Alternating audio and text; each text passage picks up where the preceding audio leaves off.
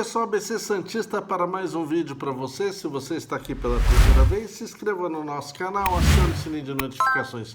Deixe seu like, vamos fazer esse canal ser uma alternativa para você, torcedor do Santos, que procura interagir, saber mais do Santos, que nós não temos na mídia, né? Usamos o YouTube, o lugar de torcedor santista é no YouTube, porque não temos o espaço devido.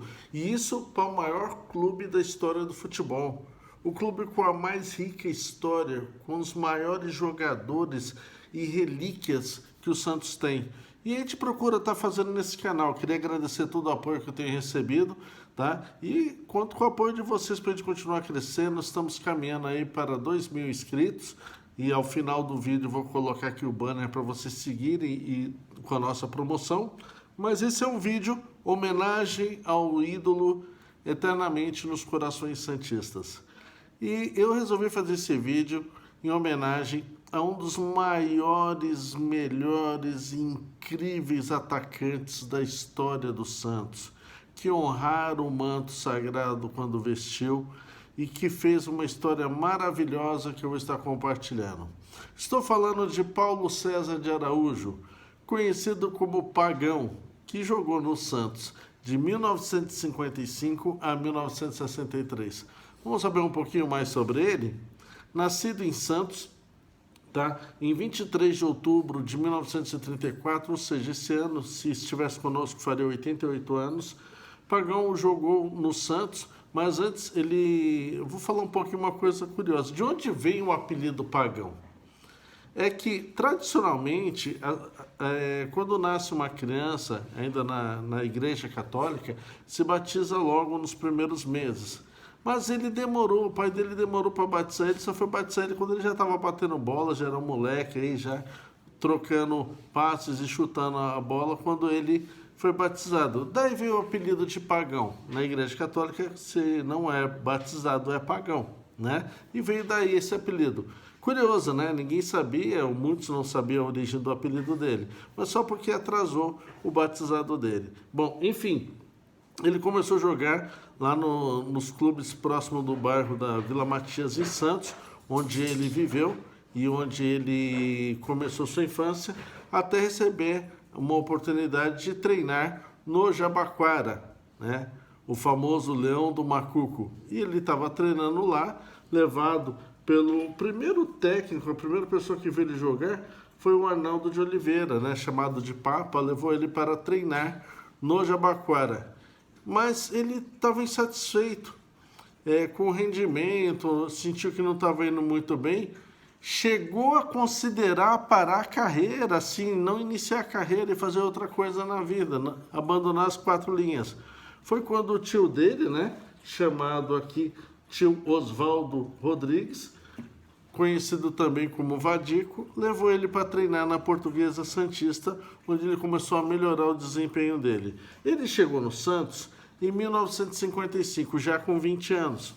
E aí começou a jogar e a sua estreia aconteceu no dia 20 de novembro de 1955, na goleada do Santos por 5-0, ele fez um gol. Ele passou a ser titular a partir de 1956, quando já tinha Pelé no time, né? E ele formou o famoso ataque PPP, Pagão, Pelé e Pepe. Nesse ano, ele marcou 35 gols. Ele não era um centroavante tradicional, encorpado para disputar. Não, ele era aquele jogador mais clássico, mais rápido, com leveza em campo. E isso conquistava, e ele tinha um raciocínio muito alto, né, que fazia com que ele fizesse as primeiras famosas tabelas, né? Todo mundo fala de Pelé e Coutinho, mas antes de Pelé e Coutinho havia as tabelas Pelé e Pagão, né? E o detalhe, uma outra curiosidade, é que ele foi o autor do gol 4.000 do Santos, né? O Santos tem mais de 13.000 gols, e ele fez o gol 4.000 no dia 26 de maio de 1957, no jogo Santos e Fluminense, que deu 2-2 pelo torneio Rio-São Paulo daquele ano. Então, mais um fato que registrou também o nome dele na história no Santos, tá? Mas um dos pontos negativos na carreira dele por ele ter uma estrutura franzina e ele ser extremamente técnico, de que maneiras os zagueiros paravam ele? Na pancada. Então ele vivia lesionado, vira e mexe ele estava com alguma lesão e naquela época não havia uma estrutura de recuperação de atletas como há hoje, né? Mas ele procurava se recuperar o quanto antes para poder estar voltando a campo. Ele jogou no Santos então de 55 a 63, segundo o Santos, 100 anos, 100 jogos, né? E 100 ídolos, que é uma das fontes que eu uso quando eu pesquiso. Ainda não recebi meu almanaque do Santos, mas ele jogou 345 jogos com a camisa do Santos e fez 159 gols. Muito boa marca que ele estava fazendo. Títulos pelo Santos. Ele ganhou o Campeonato Paulista de 55, 56, 58, 60, 61 e 62. Torneio Rio-São Paulo, 1959. Campeonato Brasileiro, 1961, 1962. Taça Libertadores de América, 1962. Campeonato Mundial, 1962. Ele saiu do Santos em 63, por isso que ele não foi bicampeão desses torneios. Ele foi comprado na época por 15 milhões de cruzeiros pelo São Paulo, clube que ele atuou de 63 a 66. Mas voltando ao Santos, ele foi um jogador que despertava muito respeito e carinho até por quem não torcia pelo Santos. Ele defendeu a seleção brasileira só em 2 jogos, né? E também defendeu a seleção paulista quando convocado, quando fazia os jogos pela seleção paulista. Um dos seus maiores fãs era Chico Buarque de Holanda.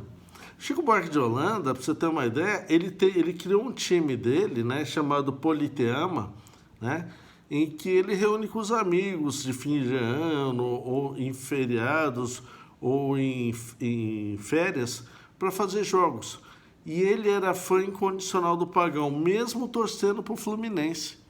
E ele usa, quando ele brinca no time dele lá, a camisa 9 em homenagem ao Pagão. Curioso, né? E as pessoas não têm ideia que às vezes no futebol você não é necessariamente tem que ser o craque do seu time para você admirar o futebol dele, tá? Então esse é um fato interessante, tá? Outro ponto que eu queria falar com vocês, eu vou estar puxando aqui uma informação, são a maneira como ele era visto, os comentários dos seus colegas sobre ele. Vamos lá, ó.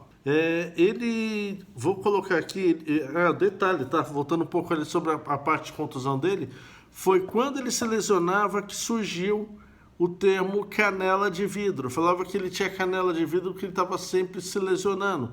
Quando batiam nele, ele se contundia. Então, se você vê aí no futebol, fala, o fulano tem a canela de vidro, onde surgiu isso? Com o Pagão, entendeu? Mas ele não tinha canela de vidro, é que ele tinha uma estrutura física, né? Inclusive, eu vou falar aqui um dos comentários que o pessoal falava dele, tá? Vou colocar aqui, o Chico Buarque falou o seguinte: ele era demais em campo, era um jogador de leveza admirável, adorava quando ele pegava a bola no ar e com a parte de fora do pé vindo de trás e chapelava o adversário. Quando morei em São Paulo, só ia ver futebol por causa do Pagão. Para mim, mais elegante e mais técnico que o Pelé. Opinião do Chico Buarque. Frases ditas também por outros dentro das 4 linhas, tá? Para mim, claro, excluindo o Pelé, o maior futebolista é Pagão. Ou se quiser, ele foi o Pagão, tá? Classe como a dele, sutileza como a dele, leveza e graciosidade como a dele, nem Pelé. Comentário de Walter Dias, né? O mais leve e insinuante jogador que já vi. Ele foi o melhor companheiro do Pelé. Informação do Melão. Suas jogadas ajudaram muito o Pelé no início da carreira. Eram fora de série. Dorval falando isso, né?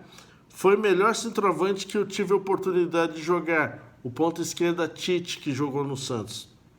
Seus passes eram calculados, muito velozes, e foi o maior centroavante do Brasil depois de Friedrich Reich, Atier, Jorge Cury ex-presidente do Santos na Era de Ouro, tá?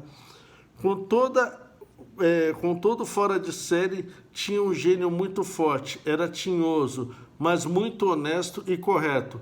Carlos Pierin, conhecido como Lalá, foi o maior centroavante de todos. Pelé era um craque e tinha físico. O Pagão era só bola. Julião, ex-zagueiro e companheiro do Pagão, né, quando ele jogou no Lanús de Santos e no Jabaquara. Bom profissional. Não criava problemas para renovar contrato. Tecnicamente era perfeito. Tá? Augusto da Silva Saraiva. Ele era muito visado, só paravam o Pagão na porrada. Dr. Daló Salerno. Foi um nota 10, um QI muito alto. Não é qualquer jogador que tinha essa facilidade com a bola. Mengalvio, tá? Ele considerava um gênio, eu considerava um gênio da bola. Nos últimos anos de vida, estava desmotivado com o futebol. José Macia, o Pepe, né? O Pagão, ele, infelizmente, né, ele nos deixou em 1991. Ele trabalhava na Codesp, né, Companhia Docas do Estado de São Paulo, e ele ficou internado por 15 dias e faleceu, né, no dia 4 de abril de 1991, aos 56 anos de idade.